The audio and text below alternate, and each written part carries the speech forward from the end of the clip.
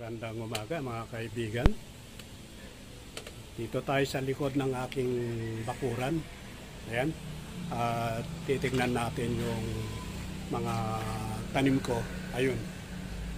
Dahil nga medyo inog na yung mga bunga. Kaya magpipitas tayo. Ayun, nakikita natin na yun. Kalabasa at saka ampalaya. Yung aking mga tanim. Ayan o, yung bunga. Pwede na ito pitasin. Tsaka ampalaya. Ayan. Kaya maggugulay ako. Marami-rami na yung aking pipitasin. Ayan pa, kaya ako binalot para hindi mabulok. Maraming insekto na dumadapo dito. Ayan pa. Oh, kaya magpipitas tayo ng ampalaya at kalabasa. Maggugulay tayo. Ayan o. Yung mga bunga. Halos linggo-linggo na nagpipitas ako rito. Masipag mamunga yung aking tanim. Maliit lang yung aking garden. Ayan o. Kaya ako nilagyan ng harang na ganyan. Dahil maraming pusa, tumatai sila dyan. Yung mga pusa, kaya ako nilagyan ng harang. Ito pa, oh. Titignan natin. Ayan, oh.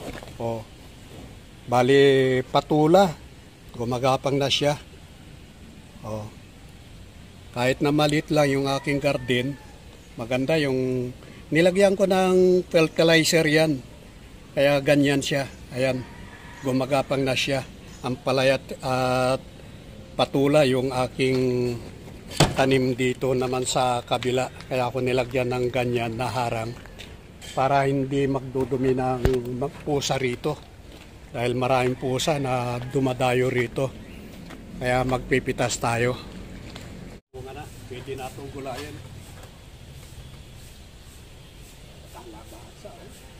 Malang gulay sa palengke. Yung lalo na yung kalabasa, isang giwa, 20. Ayan o. Pwede na ito. Laki o.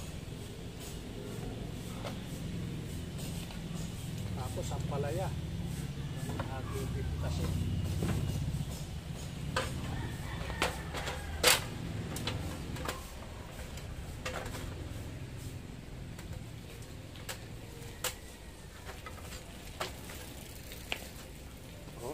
Malalaki na. Kaya ako. Ayan o. Ayan, malalaki na ako.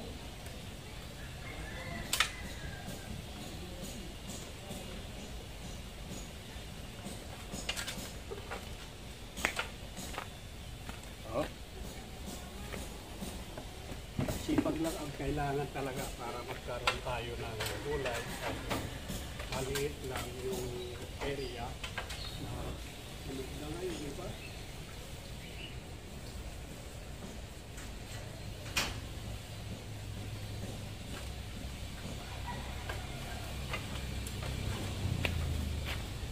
Ayan o, hinog na.